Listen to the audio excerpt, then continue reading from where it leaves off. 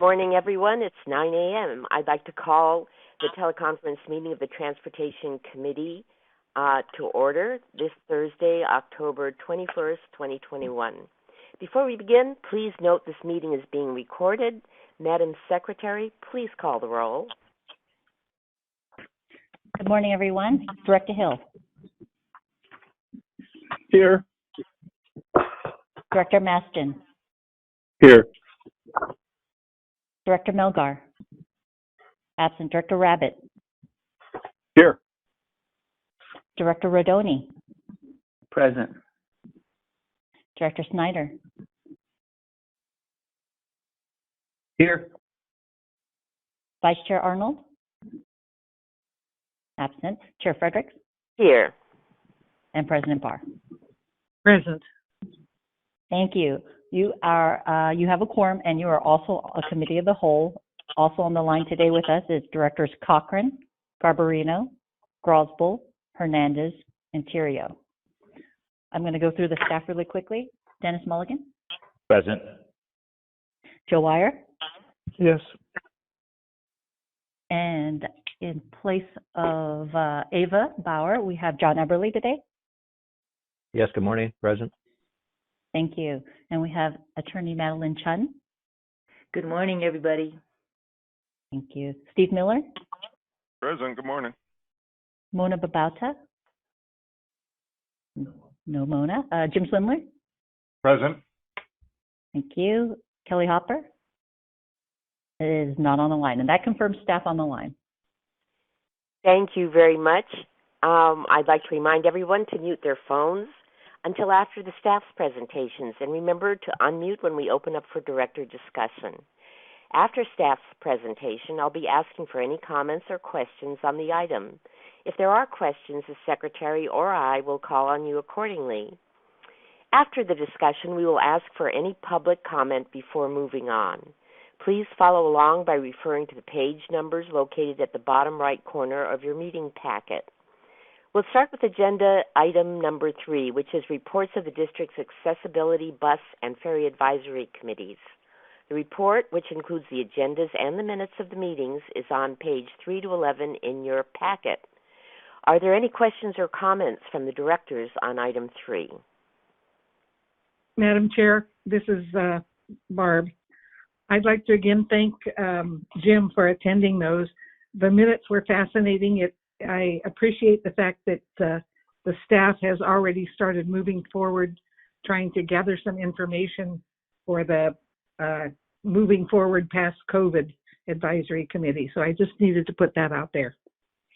Thank you. Thank you. That's a very valuable notation, and I think we all share gratitude to see steps forward moving on. Are there any other questions or comments? I am hearing none. That concludes the discussion on this item. Before we move on, is there anyone from the public wishing to speak on item 3? Thank you. We have no speakers for item 3. Thank you. No action is required. This is an informational report. We move on now to agenda item 4, which is a slide presentation which begins on page 13 of your packet.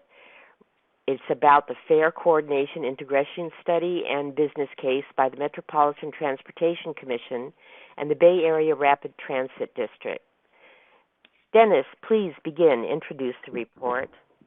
Yes, as background, the Metropolitan Transportation Commission, or MTC, has created a fare integration task force. The task force members are comprised of MTC's Executive Director, Therese McMillan, several transit general managers, all of the general managers from the large transit operators, including myself, as well as a couple of representatives from smaller transit operators, and then a couple of representatives from county transportation agency executive directors. The group meets regularly. There are Brown Act meetings open to the public. Additionally, at each meeting, there's a Policy Advisory Council Fare Coordination and Integration Subcommittee that is a group of advocates that are very ardently interested in this topic, and their chair, Ms. Adina Levin, makes a presentation to the group. And this group is staffed principally by two very hardworking individuals who will be making a presentation to you today. Mr. Bill Bacon from MTC, and Michael Eisman from BART. But the intent of this is an acknowledgement that the Bay Area transit fare environment is difficult to navigate for those that travel among many systems throughout the Bay Area. And the intent and goal is to look at ways that the region can come up with strategies to simplify fare rules, fare policies, so it's easier to navigate throughout the entirety of the Bay Area via transit. But with that, and without further ado, I will introduce Bill Bacon from MTC and Michael Eisman from BART, who will present the slides. The floor is yours, gentlemen. Thank you, Dennis. Good morning, Chair Fredericks and Golden Gate directors. As Dennis mentioned, my name is Bill Bacon with the staff of the Metropolitan Transportation Commission, and I'm one of the project managers for the Fare Coordination Integration Study and Business Case. And as Dennis mentioned, I'm joined here on the line this morning by my fellow project manager from BART, Mike Eisman, who's BART's Director of Financial Planning. Mike and I are here today as representatives of a joint project team that spans nearly all of the Bay Area's transit operators and MTC. And I also want to acknowledge and thank Dennis, who also serves as the Vice Chair of the Fare Integration Task Force of transit agency leaders that oversees this project. So thank you for all your support over the last year and a half. This item does begin on page 13 of the committee packet. And today, we'd like to present to the board the key findings and draft policy recommendations from this project. This item and presentation are for information only, and the board is not being asked to take any action today. We know this is the first time that some of you are hearing about this work, so we really do want to emphasize that this presentation is to help provide some context for this study, which addresses a very complicated issue that has been made more complex due to the impacts of the pandemic. The project team is seeking the committee's feedback on the overall policy direction that we'll discuss with you, as well as your questions. I'm going to take us through the first portion of the presentation before turning it over to Mike, before coming back at the very end to talk a bit about next steps and upcoming work. Moving on to page 14 now. As I mentioned this morning, we're going to present the key findings, recommendations, and possible near-term actions based on the work to date of the Fare Coordination and Integration Study. I'm first going to provide some brief background and important framing for the recommendations before we get into a more detailed discussion of the recommendations themselves. The presentation will also delve into some of the key business case metrics by which the study conducted its analysis.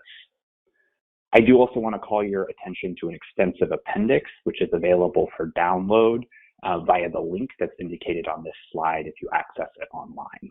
And that appendix contains a much greater level of detail than we can cover in the presentation this morning. Moving on to page 15 very quickly. Over the next 5 slides here in the presentation, we will go over a few of the key questions and approaches that the study has used to frame our analysis and recommendations. So advancing on to page 16 now. The impetus for this project actually dates back nearly 2 decades. Back in 2003, when the state legislature was writing the expenditure plan, which became the Regional Measure 2 bridge toll on the Bay Area Toll Authority managed bridges, the legislature included dedicated funding in the expenditure plan for the study of what was called an integrated fare structure. These Regional Measure 2 funds are what has supported this study over the last year and a half. This project is a partnership between transit operators and MTC, as Dennis mentioned, and our scope of work, funding, and ultimately our final report are all overseen by the Fare Integration Task Force, which is chaired by the General Manager of AC Transit, Michael Hirsch, and as Dennis mentioned, consists of the general managers and executive directors of the agencies whose logos you can see on the right-hand side of this page. The key question the task force has charged the project team with tackling is exploring how a more coordinated and integrated fare system can help grow and restore transit ridership. Based on the benefit cost analysis done as a part of Plan Bay Area, fare integration strategies performed higher than all but a couple of other proposed transportation investments in the 9-county region, which sparked some additional interest in exploring this topic. The project is managed by staff from BART and MTC, and we've worked in conjunction with a staff working group made up of planning, finance, and public affairs staff from transit operators around the Bay Area. The agency staff are in turn supported by a consultant team that's led by a firm named Steer, which assists with the technical, analytical, and engagement work that the project entails. And as Dennis also mentioned, the project team has engaged a wide range of stakeholders over the course of the project. We hosted a webinar specifically for transit agency board members earlier this spring, and the project team has also established an advisory committee for the study that's housed under MTC's Policy Advisory Council. And that committee is made up of transit rider advocates, representatives for people with disabilities, seniors, students, representatives of the business community from around the Bay Area, and local government jurisdictions, just to name a few. I'll also note that the work of this project has been of interest to an entity called the Blue Ribbon Transit Recovery Task Force, which some of you may have heard of. And the topic of fare coordination was one of the primary sort of issues that was identified by that Transit Recovery Task Force as helping to support the recovery of transit coming out of the pandemic. I will move on to page 17 now. Here's a bit more background about how transit fares work today in the Bay Area and the different fare systems users need to navigate if they seek to travel on transit around the Bay Area. On the upper portion of this slide here is a scale showing the range of adult cash single ride fares that customers experience when using a Clipper card for the region's bus and light rail operators. You can see that there are 8 different prices for these local transit trips, with the lowest prices generally being found in the North Bay and higher prices found in San Francisco and Santa Clara County. I do want to acknowledge that the Clipper Start program's reduced fares are not shown here, and that most operators in the region offer a single ride fare that is lower than those shown here for qualifying lower income customers with a Clipper Start card. And then finally, on the lower portion of the slide, we're noting that in addition to more than a dozen operators who generally charge a flat fare for the use of their services, 8 operators, including Golden Gate, use either a zone-based or distance or route-based fare structure. And finally, most of our operators do offer some type of daily, weekly, or monthly pass product, but a few operators, Brt, the San Francisco Bay Ferries, and Golden Gate Transit and Ferry, do not offer passes generally to their customers. Moving on to page 18 now. Last year, the project team developed a study problem statement that acknowledged a variety of factors have contributed to limiting transit ridership growth over the years leading up to the pandemic. And just one of those many factors was fare policy. Because fare policies are principally informed by funding and governance models that incentivize locally focused fares, it's been challenging over the decades to develop a more coherent vision for how to reduce barriers between transit agencies in regards to fares. So as a part of the project problem statement, the study has identified 4 key issues, which you can see on the right-hand side of this page.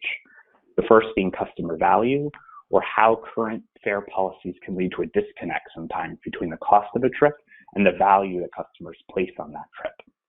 The second being the payment experience, or how current fare products may not be as legible as they could be to all kinds of users. The third being future transit, or really how current fare policies may introduce barriers that limit the full potential of our planned capital and operational investments. And finally, equity, which really underlies all of the work of the project and focuses on how current policies may not fully meet the needs of equity priority communities. Moving on to page 19 now. As the committee hears for the first time today about the project's draft policy recommendations, we would like you to think about them through the lens of these 4 fare integration tiers, which are really foundational to how the recommendations are structured. And I want to emphasize that this is just a structure by which to think about the recommendations, and what you see on this page are not the recommendations of the study. The first tier, number 1 on the left-hand side of the slide, focuses on overlays to the existing fare structure that do not require changes to how individual agencies price or manage their fare policies. Instead, fare policies in Tier 1 include offerings like passes or caps or accumulators that are overlaid on top of the existing fare structures, but can meaningfully change the way users experience traveling on transit in the Bay Area. The second tier, which is in blue, number 2, focuses on changes to fare policy at the point where users connect between different transit agencies. So like Tier 1, Tier 2 does not require changes to how individual agencies price or manage their fare policies for travel within their own agency. It instead focuses on eliminating the cost to users or reducing the cost to users of a transfer between local bus service and light rail services, and really offering a consistent and meaningful discount between local and regional transit services, like ferries, rail, and express bus service. The third tier, number 3, involves more significant changes to fare policy for regional transit service. Again, rail, ferry, and express bus service, and would involve bringing these services into a common distance or zone-based fare structure. So Tier 3, unlike those first 2 tiers, would very likely require changes to how fare policy is managed for regional services. Tier 3, however, would not impact how fares are managed, structured, or priced for local service. And then finally, the fourth tier, number 4 on the right side of the page, builds upon changes in Tier 3 and would bring all transit service in the Bay Area into a common distance or zone-based system, or establish a common flat fare for local services. So Tier 4 would certainly require the most significant changes to how fare policy is managed, priced, and experienced by users across the Bay Area's more than 24 transit agencies. So again, this is just a structure to think about the recommendations that Mike will walk us through in a moment. So moving on to page 20. This project was conducted as a business case, and the business case looks at each possible change to fare policy through a 4-dimensional framework. So on the right-hand side of this page, you can see those 4 dimensions: a strategic dimension, a benefit cost dimension, a delivery and operation dimension, and a financial dimension. This structure allowed us to better understand the overall benefits of a fare policy change and the comparative benefits of individual policy changes between the 4 tiers of integration that I just discussed on the last page. Moving on to page 21. In this next section, Mike and I are going to start to dive into the study's findings and recommendations. Moving on to page 22. This is the last page I'll cover before turning it over to Mike. But overall, the key question that the Fare Integration Task Force of agency leaders and other stakeholders have really been asking us throughout the project is, are there fare integration options that offer a cost-effective, equitable way to promote transit ridership? And based on the analysis of the project team, we believe the answer is yes, especially if fare policy changes are coordinated with a broader user-focused strategy to make transit work better for all users. So quickly walking through what you see here on this page, starting towards the top. First, the study's work and modeling has found that fare structure changes have the potential to increase ridership by between 2 to 6% of pre-pandemic levels, depending on which tier is advanced and the funding levels to support implementation. So putting that into context a little bit about what does 2 to 6% mean, we're talking about between 25,000 and about 70,000 new daily riders on our system based on pre-pandemic levels. So it's a meaningful number of new daily riders on transit across the region, across all operators. Second, further to those possible ridership gains, fare policy change can be very cost effective relative to other transit system investments, with an investment cost for each new trip generated by the policy change in the ballpark of about $2 to $3 per new trip. Our analysis suggests that fare integration can help the Bay Area realize meaningful reductions in vehicle miles traveled with corresponding benefits to greenhouse gas emissions, air pollution, and travel time. The recommendations that we're going to be putting forward are also compatible with the Bay Area's equity goals and values, and our analysis shows that the recommendations would provide significant benefits to equity priority communities around the region.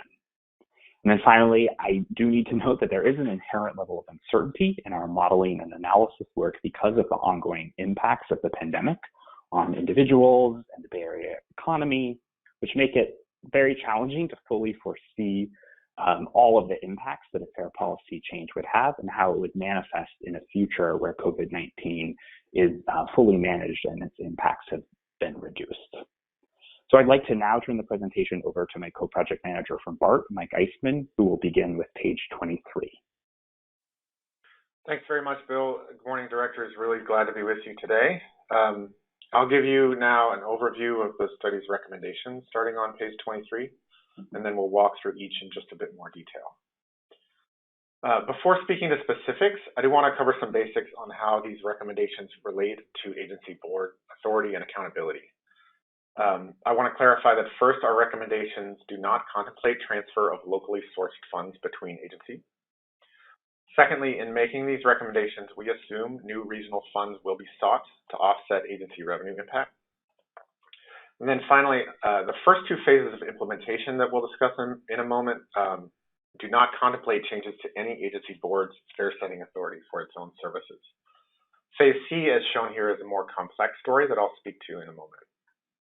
So with that, I'll dive into the recommendations here, which include fare integration steps over 3 phases, which are laid out here on the slide. So on the left, beginning in calendar year 2022, we recommend that the region pilot an all-agency, institutional, and employer transit pass. The next phase would begin in fall of 2023 with the availability of the Clipper 2 account-based system. That's when we recommend replacing the existing patchwork of interagency transfer discounts with free or reduced cost interagency transfers region-wide. Also for this second phase, we recommend continuing to explore options for individual regional pass products and or a Clipper Start fare cap.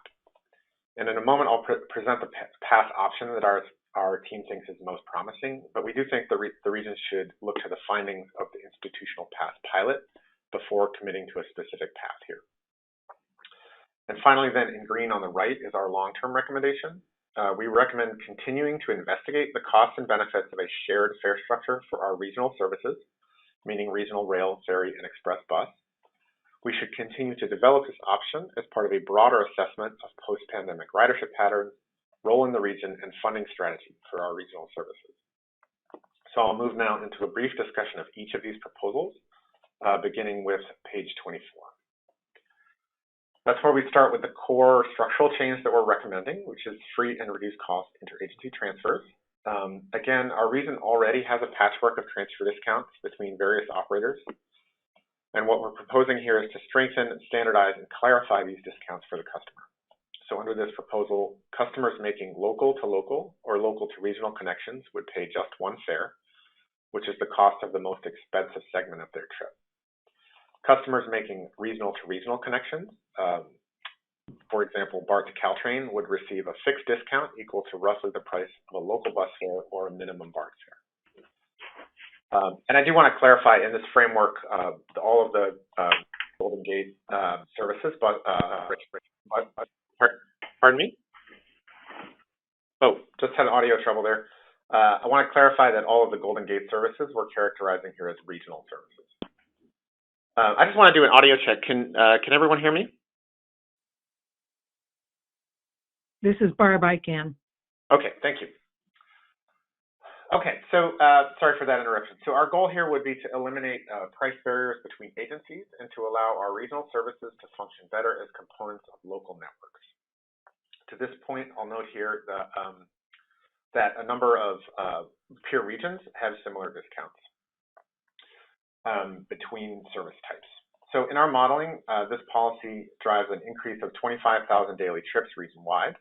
It would reduce regional fare revenue and require investment of roughly $22.5 million per year off a pre-COVID base, which is about 2% of pre-COVID fare revenue or 0.75% of total system operating expense. The new cost per trip generated would come in at about $2.25, which is the best cost efficiency of any option that we tested. The benefits of these discounts in our modeling are balanced across income levels, with high, middle, and low-income transit riders appearing to benefit roughly proportionally. This option is deliverable in the Clipper 2 system.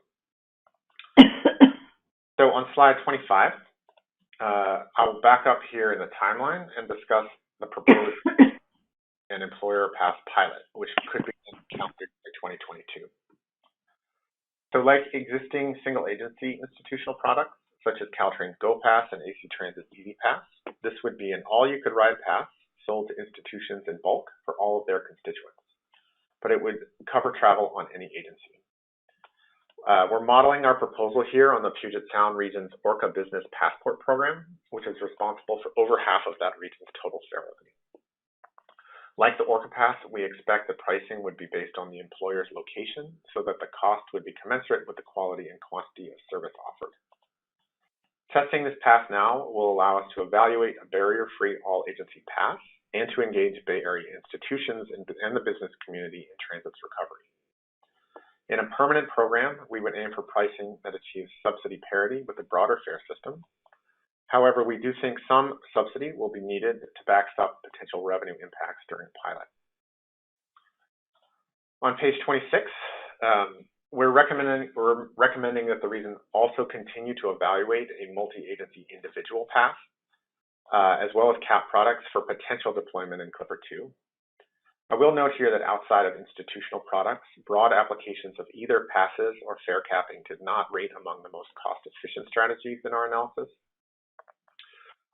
We outline here a design for a particular individual pass that we think scores better than most in terms of cost efficiency, but still not as strong as our core transfer discount proposal. We refer to this as the Puget Pass model, and it's used today in the Puget Sound region as well as on DC Metro Rail. In our analysis, this strategy drove 21,000 daily trips at a revenue impact of $34 million per year. Delivering this product would require a multi-agency revenue sharing structure. Again, we believe there is an individual pass or CAP product that looks fairly promising at this time, but we recommend additional consideration and design based on the findings of the institutional pass pilot. On page 27, our last recommendation is to continue evaluating the costs and benefits of moving to what Bill described as Tier 3 fare integration in 2024 or later. Again, Tier 3 fare integration is a standardized fare structure for all regional services, including regional rail, ferry, and express bus. And we think that the system learnability and legibility for customers would benefit from such a structure, particularly if combined with a broader user-focused strategy that includes wayfinding. Our analysis supports setting such a structure as a goal, but continuing to evaluate it as part of a broader assessment of our post-COVID ridership patterns, role in the region, and most crucially, funding strategy for our regional services. In our modeling, the high investment version of this option drove a 4.7% increase in ridership and required investment of $70 million per year. It has the strongest socioeconomic benefit of any option we tested through lower VMT and travel time savings. Our regional services, including Brt and Golden Gate, would need new multi-party agreements, network management models, or even governance structures to implement a stable shared fare structure. Fare collection equipment would need to be updated, and major change management efforts would be needed to implement this change. It is reasonable to think that this shift could be executed in stages, for example, with regional rail fares standardized before considering integration of ferry or express bus. And then on slide 28, finally, we do not have a recommendation at this time for Tier 4 integration. These options in our analysis generally had higher investment requirements and lower cost efficiency than our more targeted strategies. So then on slide 29, just moving now into our near-term actions that our study team recommends, beginning on page 30. So I'll just say a bit more here about the proposed pilot program. So we've been working closely with a range of stakeholders from various agencies to put in place the mechanics of a potential regional pass pilot. The objective, again, of the pilot would be to evaluate barrier-free all-agency pass products, assess impacts on travel behavior, collect data that could be used as the basis for a permanent revenue sharing model, and to complete Title VI analysis. We propose a pilot in 2 phases. In phase 1, which we hope could begin in 2022, we would focus on colleges and universities, and we would look to leverage existing transit agency institutional pass relationships. We would also propose a small-scale demonstration project with residents of affordable housing developments. Second phase would begin after the first, with the timing still to be decided, and we propose including private employers and a broader group of affordable housing residents. And again, while the goal is to establish a price structure that requires no added subsidy, we do believe funding will be required for a pilot to pay for administration and backstop potential agency revenue impacts. With that, I'll turn it back over to Bill for our final words on next steps. Thank you, Mike. So finally here on the last slide of our presentation on page 31, we'd like to briefly discuss a few next steps. So over the past few weeks, the project team has been making presentations to a number of transit agency board meetings in response to requests from transit agency staff. The Fair Integration Task Force, again, the governing body for this project, met most recently actually on Monday of this week, where the task force reviewed the draft project final report and a fair policy vision statement based on the recommendations of the study. This vision statement would help direct transit agency staff and MTC staff in continuing to work to deliver on the topic of this project over the coming months and years. The task force will consider adopting some type of vision statement at its next meeting, which is on November 15th, and we'll consider adopting the final project report at a meeting in January. On October 27th and 28th, so next week, the MTC Commission will be meeting in a workshop format where they will hear a presentation from the Fair Coordination and Integration Study team. And finally, I want to take a brief moment to thank some staff from Golden Gate who've been very helpful over the course of the project. I'll mention Joshua Weidman, who's a planner, for helping us to develop our scope of work, select a consultant team, and providing his valuable perspective on issues facing Golden Gate and North Bay Transit users. So thank you very much, Josh. And as I mentioned earlier, we also want to thank General Manager Dennis Mulligan for helping to launch this project back in 2019 and for helping the team work through some of the complex questions that the project's been tasked with examining. So thank you for your time this morning, directors, and that concludes our presentation.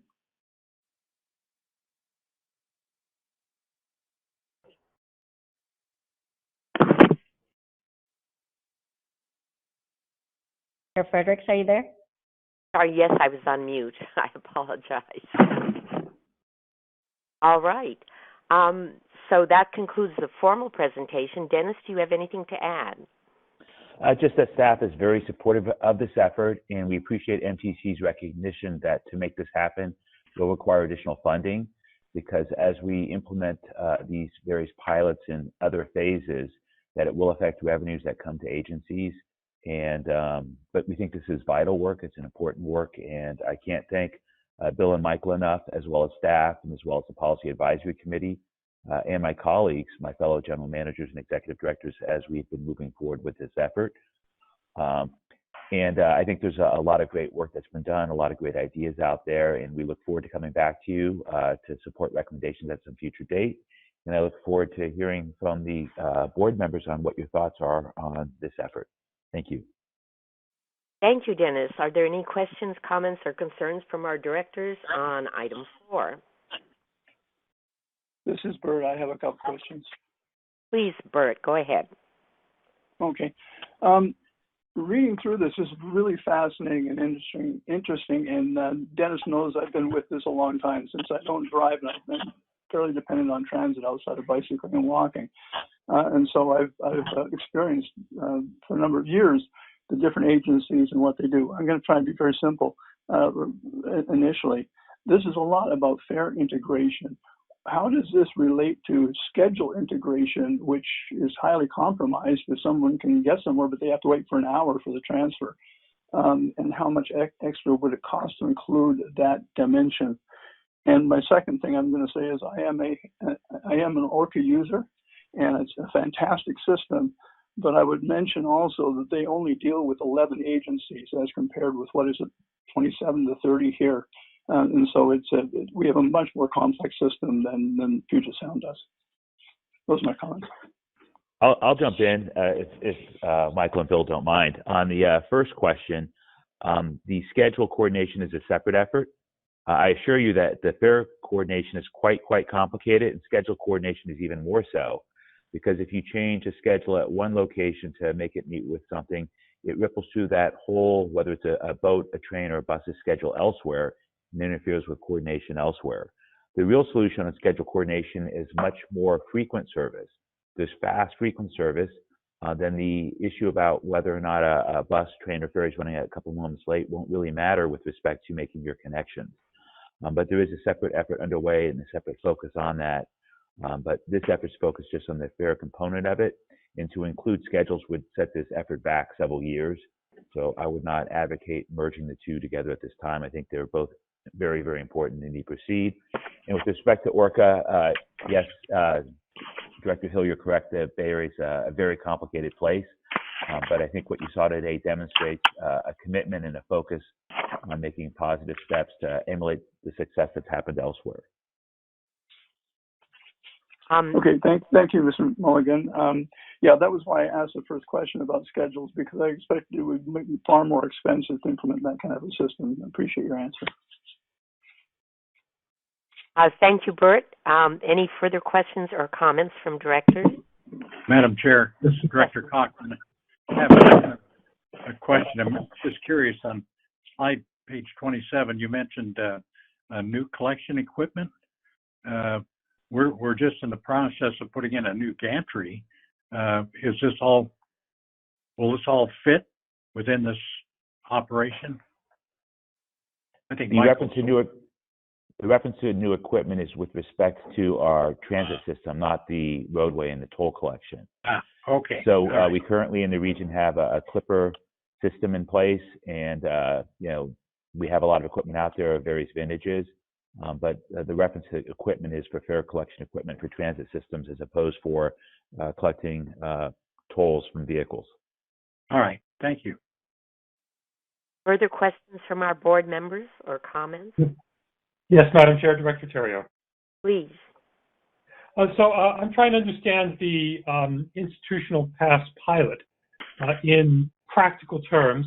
Let me give you an example and let you explain to me how it would work. Suppose I am a San Francisco State University student living in Oakland, not near a BART station, so that I need to use AC Transit, BART, and Muni to get to school and back. How would this pass work in my case? I can hop in on that. This is Mike Eisman from BART. From the user perspective, you would get the pass and you would not pay for transit. So you can use all of those services for free using your pass that was purchased by your university.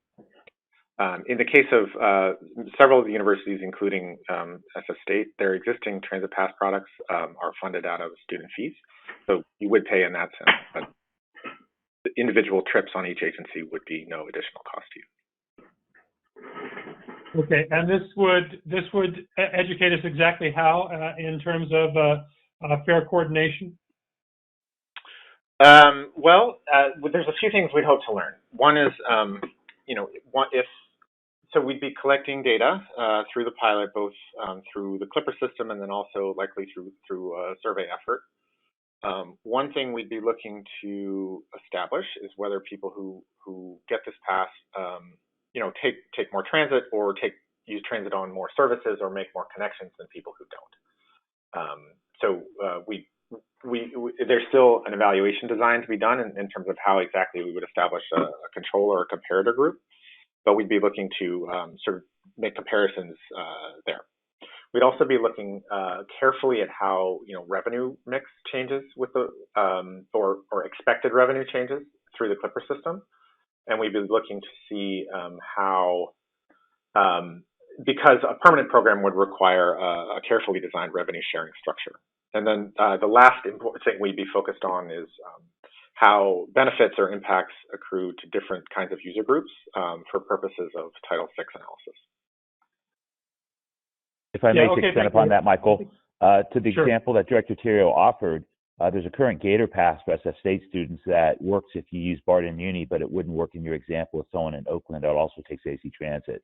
So basically, this would expand upon very, very limited pass products that currently exist that at most deal with two agencies and make it more broad. So whatever your trip is to get to that destination, it works for you. Yeah, thanks. I think it'll be interesting once you do come up with an evaluation design to see what that looks like. So I would ask that we get some follow-up once that's formulated. Thank you. Thank you, Mike. Are there any further comments or questions from the directors?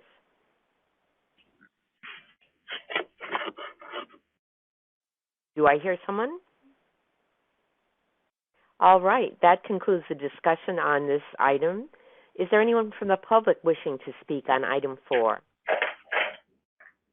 Chair Fredericks, we do have 2 speakers for today on item 4. In a second, I'm going to introduce our first speaker. Thank you. David Pilpel, are you on the line with us? I am. Can you hear me? We can hear you. Go ahead. Great. Good morning, David Pilpel. So on this item, initially I thought that maybe this is not the biggest concern right now, and perhaps it isn't, but I still think it's a worthwhile effort, and I've given it some time and thought. A key question here is what percentage and how many actual riders use more than one agency to complete a transit trip in the Bay Area.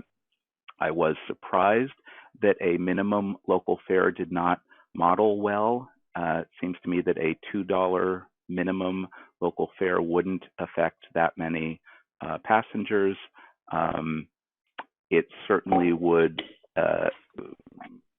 change the dynamics at Golden Gate a little bit. The fare structure is currently constrained by the $2 cash fare and the $1.80 Clipper fare for local trips on Marin Transit, and how that affects the spread of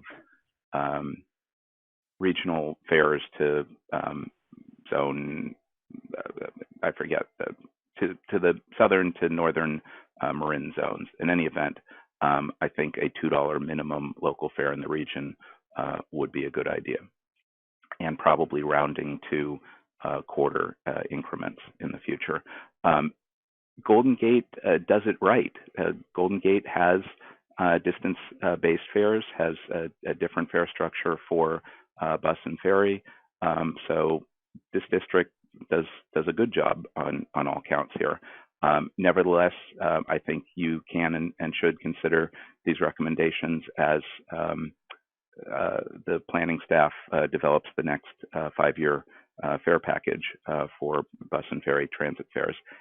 It makes sense to me that Golden Gate bus fares are lower than ferry fares. The costs are different. The rider demographics vary. You had a presentation several months ago about the rider demographics, and I think it bears that out. MTC can require that future short-range transit plans in the region discuss how agencies are implementing the study recommendations. I agree with the recommendation on the employer pass. I assume that would use pre-tax benefits like commuter check or WageWorks, et cetera. In the real world, Golden Gate Transit and Golden Gate Ferry fares to San Francisco do not currently include the Muni trip that's the last mile right now. There is a fare discount for transfers to and from Golden Gate with the North Bay operators, Petaluma, Santa Rosa, Sonoma County, but it's only a discount. It doesn't cover the entire fare. On Director Terrio's question, I would include reference to the various Class Pass products in future meetings, and I did want to follow up with the appropriate staff on further comments and questions, but I've not been able to reach Mike Eisman or Bill Bacon. Thanks for listening. Thank you, David. Our next speaker, we have Wendy Collins.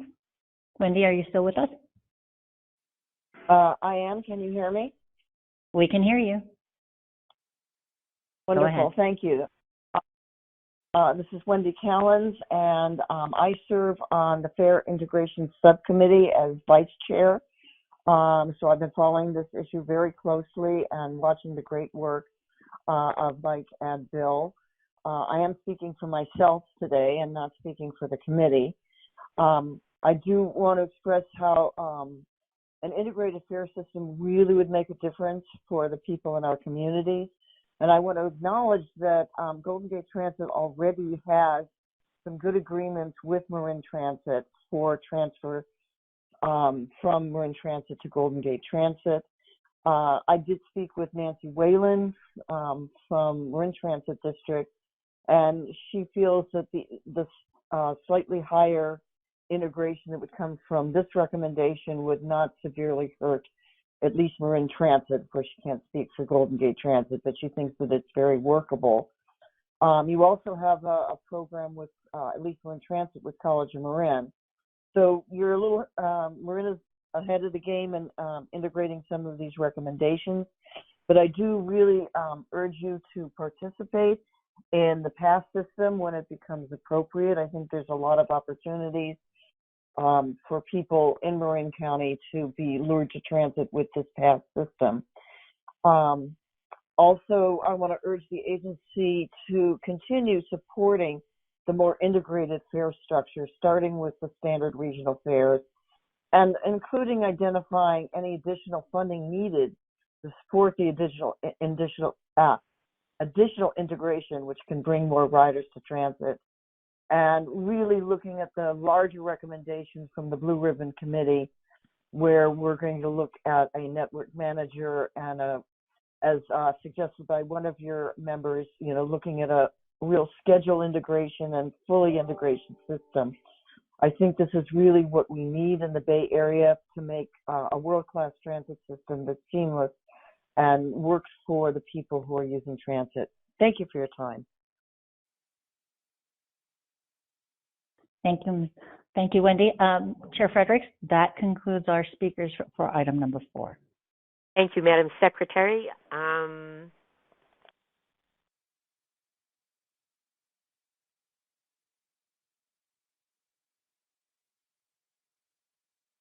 Oh, did we lose you, Chair Fredericks? No, you didn't. I was on mute. Oh, there we go. Thank you, Madam Secretary. No action is required on this informational report.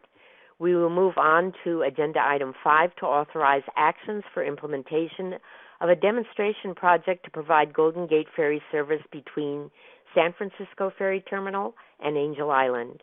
The staff report begins on page 37, and Jim Swindler will present this report. Please proceed. Good morning, Chair Fredericks and fellow committee members. The item before you is to authorize actions for implementation of a demonstration project to provide ferry service between San Francisco and Angel Island. Specifically, staff is recommending the board authorize the general manager to first negotiate and execute a joint powers agreement with the California State Parks and Recreation for the use of ferry berthing facilities on Angel Island in a form approved by the district's attorney. And second, to implement a new ferry route to Angel Island to begin initially as a 1-year demonstration project. And third, to schedule a public hearing to receive public comment on proposed fares for this demonstration service. By way of background, in late 2020, Blue and Gold notified state parks and the PUC of their intent to end its service between San Francisco and Angel Island. Since that time, the Ferry Division and district staff have been in discussions and negotiations with state parks. Initial discussions were focused on service delivery and the advantages of Golden Gate Ferry providing the service. Later and more recent discussions focused on how the agreement would be structured. Ultimately, it was decided that a joint exercise of powers agreement would be appropriate. The terms of that agreement are outlined in the staff report and include, among other things, the term of the agreement, fees, responsibilities for maintenance, ADA compliance, and potential future improvements, service levels, advertising, etc. The agreement is a fundamental step in the district operating ferry service between San Francisco and Angel Island once Blue and Gold discontinues its service, consistent with their agreement with state parks and PUC. An additional step for the Angel Island service is to establish the fares for the demonstration period after holding a public hearing in accordance with board policy. Fares will be collected using the Bay Area Clipper system.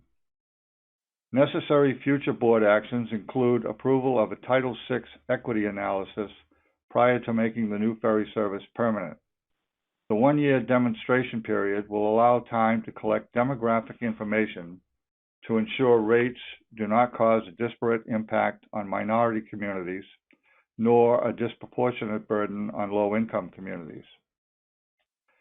To provide the service, Golden Gate will primarily utilize vessels and crews already operating on other routes, i.e. San Francisco, Sausalito, and Tiburon, with some additional fuel and maintenance costs. The exception will be the need to add an additional vessel and crew on weekends during the winter months only. Included with this staff report are two schedules which assume we will start service late November and take into consideration current ridership levels. In anticipation that ridership will hopefully significantly increase after the new year, accordingly, staff has prepared a number of schedule alternatives to support those scenarios as well. As a demonstration project, this service will be evaluated at the 6-month mark to assess ridership and determine any necessary modifications. Staff will report back to the board at the 6-month point to determine whether the service should be made permanent or extend the demonstration period. Actual detailed cost and revenue information will also be provided at this 6-month evaluation. I would like to note that during these discussions, on a regular basis, we met with the other Angel Island ferry operator, Angel Island Ferry, based in Tiburon. The purpose of those discussions were to ensure our plans did not in any way interfere with their operation and also explore potential areas of collaboration. We also made it a point to ensure the town of Tiburon was briefed on our interest as well. So consistent with the terms of this agreement, as presented in the committee report, staff is recommending approval of the one-year demonstration project. And with that, thank you for the opportunity to present this item. It's obviously one that's very exciting, I think, for the district and especially the ferry division. And I'm available to answer any questions, as I'm sure Dennis is as well. Thank you. Thank you for the presentation, Jim. Are there any questions or comments from the directors on this, item 5? This is Bert. I have a question. Please go ahead. Okay. Jim, you mentioned that we have the fleet is already here to be able to manage this. Are you also considering the cost of the capital expenses for long-term maintenance of the fleet as a result of this extra addition to it? And I guess underneath, I'm going to come in with a little knife and say, is it possible during that we could start considering electrification? But the primary question is, will there be added costs from the capital standpoint that we'll need to do? I think just to comment on that, and Joe Wyatt may want to comment as well, but we're going to look at the cost of this service very closely, and I'm glad you brought that up because obviously we should consider that, what incremental costs maybe should be rolled onto the capital side. So, but we do intend to look at this as a specific cost center, as you may, to make sure that we capture all the costs and report back at the 6-month period. So, yes, we will definitely take that into consideration. Thank you, Jim. Are there any further questions or comments? I am hearing none. I would just like to make the comment that although the council has not taken a position on this, as the Bridge District representative from Marin, who also lives in Tiburon, I want to thank the staff. We all will end up very excited about this service. All right. Are there any questions or comments from the public? We do have one speaker again. We have Mr. Pilpel, so give me a second, and I'm going to get Mr. Pilpel from the public line. David, are you with us still? We sure can. Go ahead. I think I'm still with you. So on this item, I support the staff recommendation, look forward to the public hearing and future work on this. I would just encourage that future actions both consider and document and discuss how implementing this particular service helps manage traffic in the 101 corridor, which is the primary purpose of the district. I think it does. I just think it's useful to include that in the discussion. Sounds good. Looking forward to checking it out in the future. Thanks. Madam Secretary, are there any other members of the public who wish to speak? That's it. We just have one speaker. Thank you. That concludes the discussion by the directors, public input. May I have a motion on this item? Also move, Brt. Thank you, Brt. And a second? I'll second it. Rodoni? Thank you, Director Rodoni. Madam Secretary, would you do a roll call vote? Thank you. We're voting on item number 5, starting with Director Arnold. Aye. Director Conroy. Absent. Director Fredericks. Yes. Director Garbarino. Yes. Sorry, I was on mute. No problem. Director Giudice. Absent. Director Grosboll. Absent. Director Hernandez. Aye. Thank you. Director Hill. Yes. Director Maston. Aye. Director Melgar. Absent. Director Rabbit. Aye. Director Rodoni. Aye. Director Snyder. Yes. Yes. Director Stephanie is absent. Second Vice President Cochran. Yes. First Vice President Terrio. Yes. And President Parr. Aye. Thank you. Thank you. We have 1, 2, 3, 4, 5, 6, 7, 8, 9, 10, 11, 12 ayes. That motion passes unanimously. Thank you, Madam Secretary. Thank you, fellow directors. We move on now to agenda item number 6, to approve actions relative to installation of transit signal priority equipment on the Golden Gate transit buses for San Francisco Municipal Transit Agency Van Ness Bus Rapid Transit System. The staff report begins on page 41, and Director of Planning Ron Downing will introduce and present this report. Ron, please proceed. Good morning, Chair Fredericks and board members. This is an exciting project that's been in the pipeline for well over a decade when the draft environmental impact statement, draft environmental impact report was approved in 2011, and a locally preferred alternative to have bus rapid transit in the median of Van Ness Avenue was selected in 2013. Construction began on this project in 2017, and what it will deliver is a dedicated busway in the median of Van Ness Avenue to be used by SFMTA buses, with Golden Gate Transit identified from the outset as an important regional partner. There will be 7 station stops in that median, of which Golden Gate Transit will use 7 of them before turning off the busway at Golden Gate Avenue to proceed to the Civic Center. So this is a really beneficial project for us in terms of what Van Ness Avenue will look like when the project is completed. Before the project was begun, Golden Gate Transit used the curb lanes and has continued to do so through the construction period. There will be a reduction in the number of lanes for general traffic through this project from 3 to 2, which will mean slower travel times for that general traffic. And certainly if our buses stayed in those lanes, we would have longer travel times compared to what we see right now.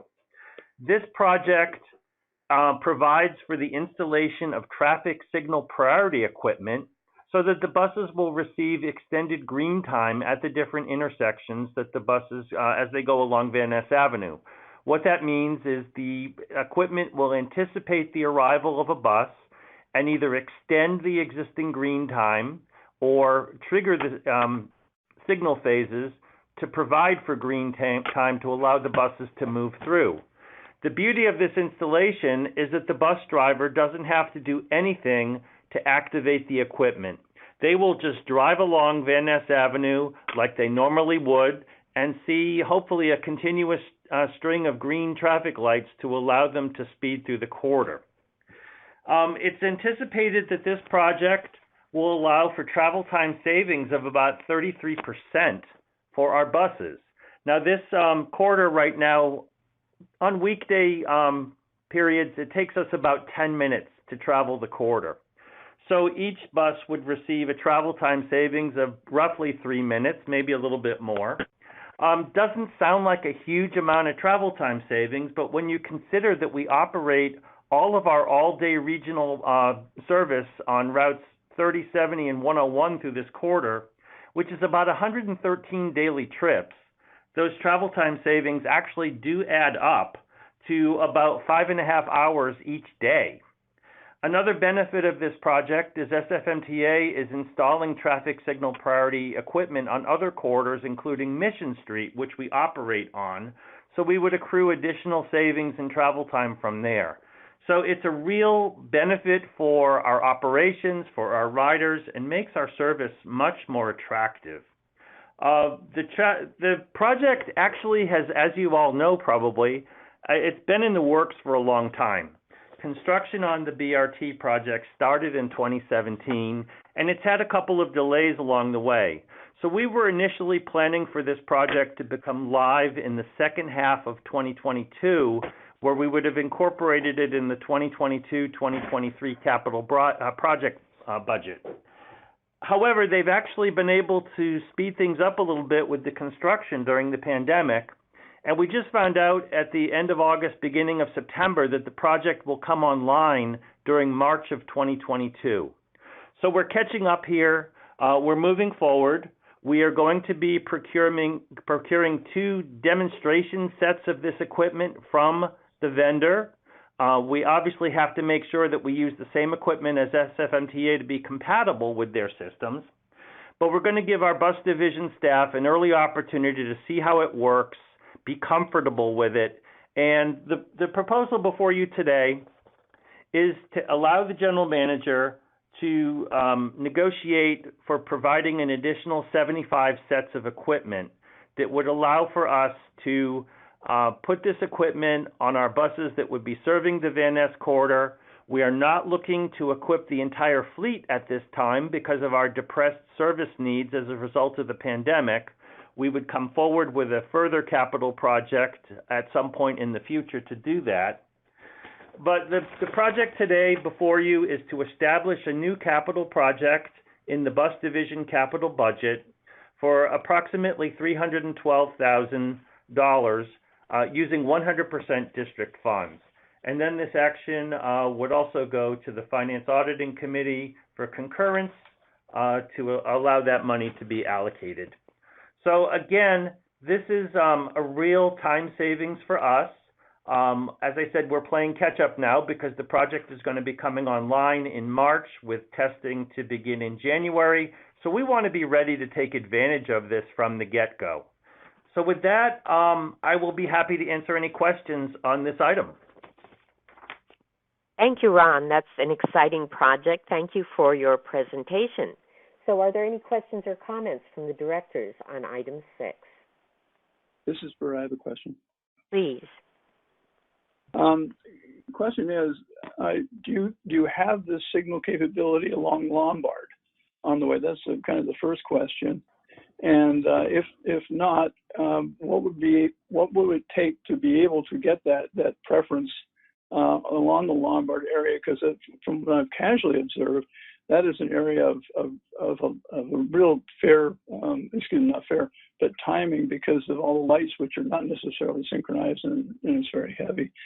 As an alternative to that, would it make any sense to consider going down to Geary, which does have the bus rapid transit system, and use that part to get to Van Ness? Just it's not well thought out by me, but it's just hypotheticals that could save some time. Thank you. Director I'll jump in. Go ahead, Dennis. I was going to jump in. SFMTA is the leader in the region in getting transit out of traffic. There's been a lot of talk lately about getting buses out of traffic, whether it's changing carpool lane hours or other things to incentivize traffic. while there's a lot of talk in the region, SFMTA has been implementing it. While the Van Ness project's been a long lead time project, and it's coming to fruition, they are implementing a variety of projects during the pandemic, such as Ron mentioned on Mission Street, and they're implementing one on Geary that's not the full build out that they're doing on Van Ness as originally contemplated, but something more akin to what they've done on Mission. And they are also going to be doing one on Lombard Street. They're going to make the existing right lane on Lombard right turns and HOV only.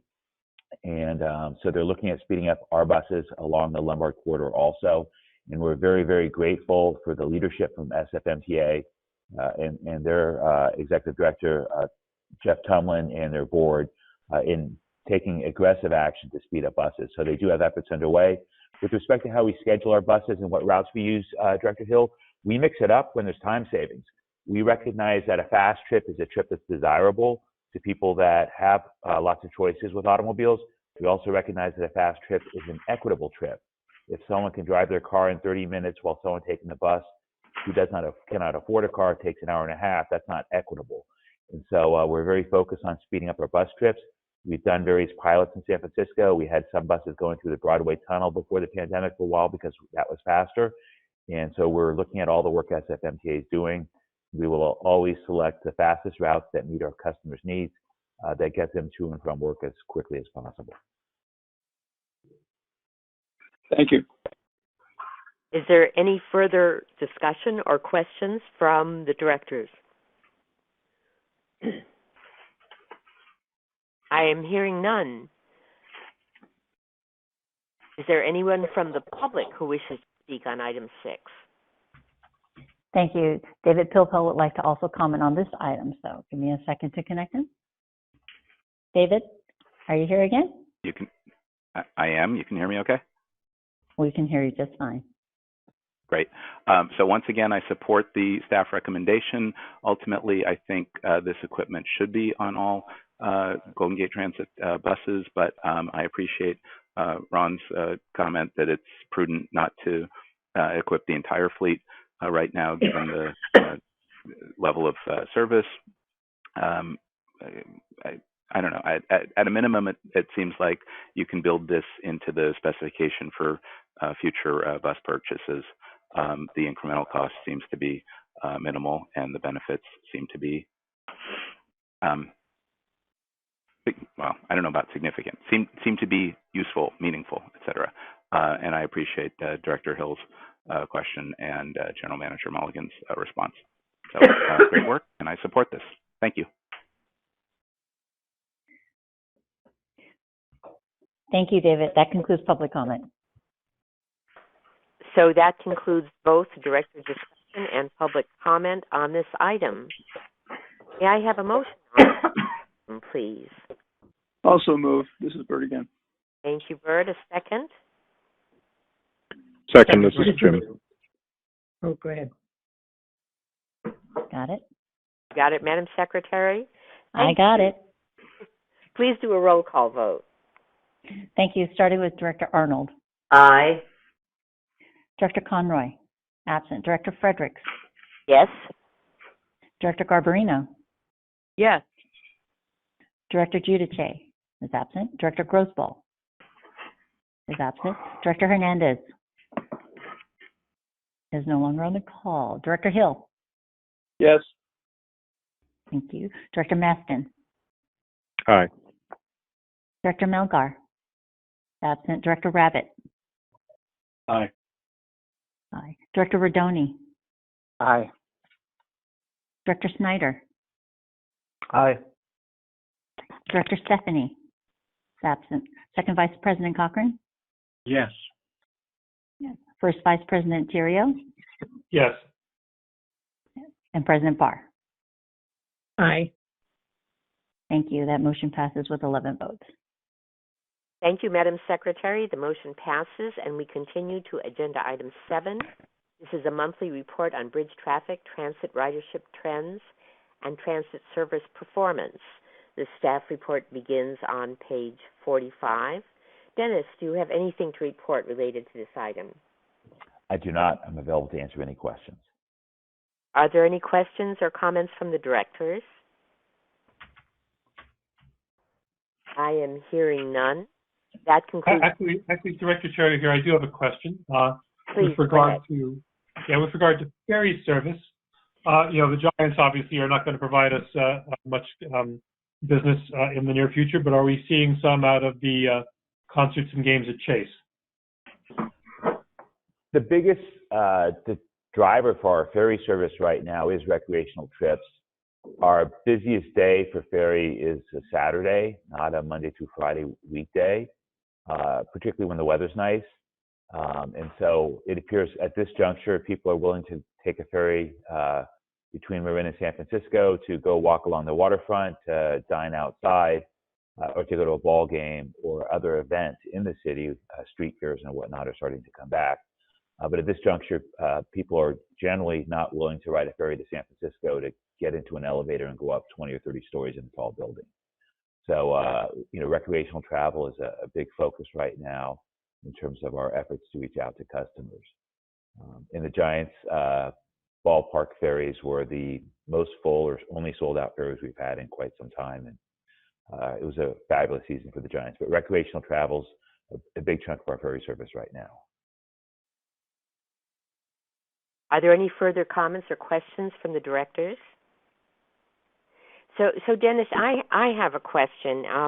At one time, the commute ferry service reopening or change of schedule to more frequent or convenient commuting was based on the staff's reach out to major employers and finding out and getting a sense of their plans for reopening. Is there any update on that information? Yes, there is. In my general manager's report, which I'll talk about tomorrow, I have an update from the Bay Area Council. You may recall that we also polled our customers directly, but the Bay Area Council has been conducting monthly polls. They had planned on stopping the polling after their monthly poll in August, but that initial plan was prior to the emergence and rapid spread of the Delta variant. When we polled our customers back in May, our bus and ferry customers indicated that between September and December, 85% of them anticipated going back into the office at least one day of the week between September and December. That has not materialized. And the Bay Area Council poll has indicated that a lot of the major employers have pushed their plans into early next year. So we do not envision reopening of office buildings in downtown San Francisco in any significant way till after the first of the year. But we look forward to, in January, when companies start bringing more people back, that things reopen. For perspective, today, the Salesforce office tower, which is 61 stories tall, has 100 Salesforce employees in it, not thousands. And that's really indicative of the current challenge we face, but it also offers hope because while the vacancy rate for office space in San Francisco has now climbed to 20%, those that are in those offices or have leases for those offices do generally have plans to bring back some of their employees some of the time in much greater numbers after the first of the year. We did add 2 ferry trips in September out of Larkspur in the morning, but we haven't seen a huge increase in ferry ridership. And until downtown San Francisco's opened up, we do not anticipate seeing ferry commute ridership Monday through Friday or our express bus commute service Monday through Friday seeing significant ridership growth. Thank you very much. Are there any further questions from the board members? Someone needs to put their phone on mute. We're hearing a lot of paper rattling. A little hard to hear staff reports. Thank you. That concludes the discussion on this item. Is there anyone from the public wishing to speak? We have no speakers on this item. All right. Let's see. Is there anyone from the public wishing to speak on item 8 or address this committee under item 9? Item 9 is general public comment. We do actually have one more speaker. David Pilpel would like to speak under item 9 for public comment. So if you could bear with me one more second to bring him back online. David, go ahead. Can you hear me? Yep, you can hear me okay? Yeah, okay. we can. Since there's Since there's no building and operating committee meeting this month, I just wanted to take a moment to appreciate the efforts on the bridge bicycle safety study, the work that Deputy General Manager Steve Miller and the consultant team and others in the district are doing on that. I thought the open house went well 2 weeks ago, the public hearing on Monday, and I appreciate the work that's continuing on that and look forward to recommendations next month at B&O. Thanks again. Madam Secretary, does that conclude public comment? That sure does. All right, thank you. May I have a motion to adjourn this meeting? I will make that motion. Did you do it, Mike? Second. Thank you. We have a motion and a second. If there are no objections, it concludes the meeting of the Transportation Committee. Thank you, colleagues. The time is 10:16 a.m.